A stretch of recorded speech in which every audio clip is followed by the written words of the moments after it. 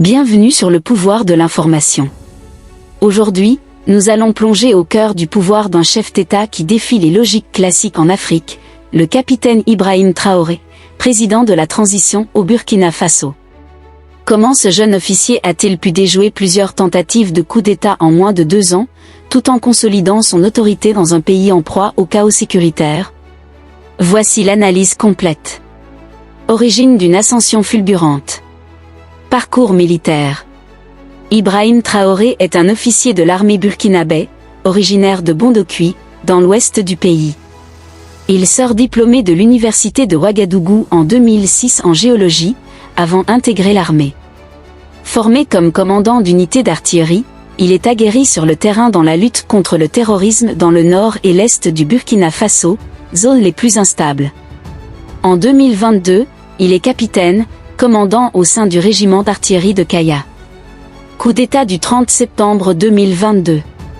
En désaccord avec le président Damiba, qu'il juge inefficace et trop dépendant de la France, il organise un coup d'État éclair avec d'autres jeunes officiers. Ce groupe se fait appeler le MPSR2, Mouvement patriotique pour la sauvegarde et la restauration. Damiba est renversé après des heures de négociations, sans effusion de sang majeur. Traoré se positionne comme un révolutionnaire anti-impérialiste et panafricaniste, promettant un retour de la souveraineté. Stratégie de construction du pouvoir. Prise de contrôle institutionnel. Il conserve le conseil de transition mais place à sa tête des civils et militaires loyaux. Il redéfinit le rôle du gouvernement. Les ministres civils sont sous l'autorité directe du président de transition. Il crée un système parallèle de décision, sans opposition politique ni pouvoir judiciaire autonome. Domination militaire. Il épure l'armée, les cadres soupçonnés d'être fidèles à Damiba sont écartés, envoyés en garnison lointaine ou mis à la retraite. Il renforce les unités de combat les plus fidèles, notamment les forces spéciales et la garde présidentielle. Il centralise le commandement opérationnel, réduisant l'autonomie des chefs de région militaires. Une légitimité ancrée dans la guerre contre le terrorisme. Priorité nationale, la guerre contre les groupes armés. Le Burkina Faso est confronté depuis 2015 à une insurrection djihadiste liée à AQMI et l'État islamique.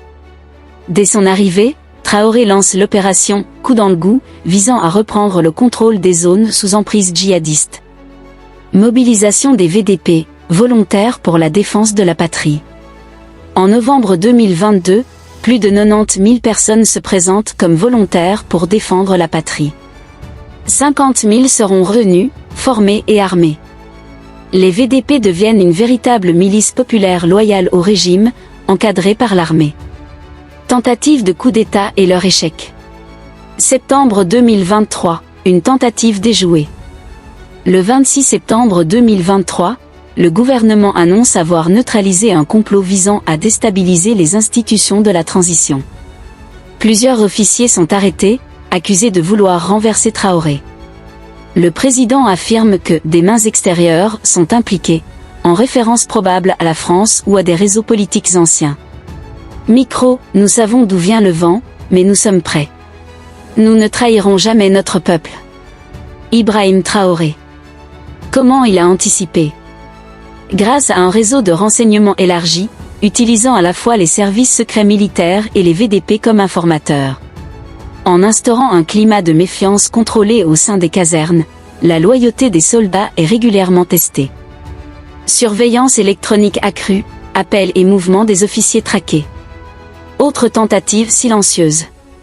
En janvier 2024, selon des sources confidentielles relayées par des médias alternatifs, une tentative de putsch planifiée à Bobo-Dioulasso aurait été neutralisée en amont. Plusieurs officiers ont été relevés de leurs fonctions sans explication officielle. Une alliance régionale anti-occidentale. Alliance du Liptako-Gourma. En septembre 2023, le Burkina Faso, le Mali et le Niger signent la charte du Liptako-Gourma, créant l'Alliance des États du Sahel, AES. Objectif, assistance mutuelle militaire, mais aussi stratégie commune contre les ingérences étrangères. Sortie de la CEDEAO. En janvier 2024, ces 3 pays annoncent leur retrait de la CEDEAO, qu'ils accusent d'être inféodés à la France et hostiles aux transitions. Cela renforce l'isolement diplomatique de Traoré, mais consolide son image d'homme libre. Soutien indirect de la Russie. Des conseillers russes sont présents sur le sol burkinabé. Des rumeurs persistantes évoquent une coopération discrète avec le groupe Wagner, aujourd'hui restructuré en Africa Corps. Puissance symbolique et contrôle social. Communication maîtrisée.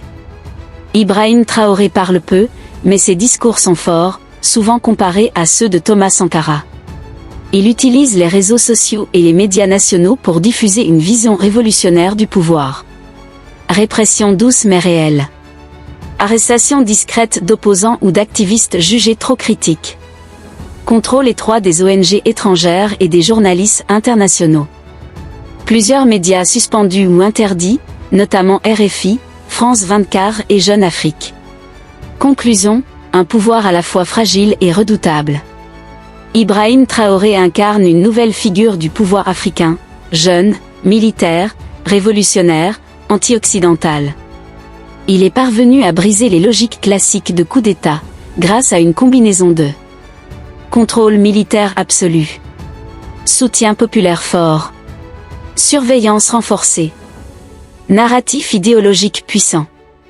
Mais le risque existe toujours, l'ennemi peut venir de l'intérieur comme de l'extérieur, et la fatigue sociale ou économique pourrait fragiliser ce pouvoir. Ibrahim Traoré est un homme de guerre, à la fois contre le terrorisme, contre les comploteurs internes et contre les puissances étrangères. Il a su transformer une situation chaotique en un régime appuyé sur une triple alliance, les armes, le peuple et les symboles. Reste à savoir combien de temps cette alchimie tiendra dans un pays miné par les menaces sécuritaires et économiques. Si vous avez apprécié cette analyse détaillée, n'oubliez pas de liker, partager et vous abonner à Le Pouvoir de l'information. Dites-nous en commentaire, pensez-vous qu'Ibrahim Traoré pourra tenir jusqu'à des élections démocratiques, ou sera-t-il victime du même destin que ses prédécesseurs ?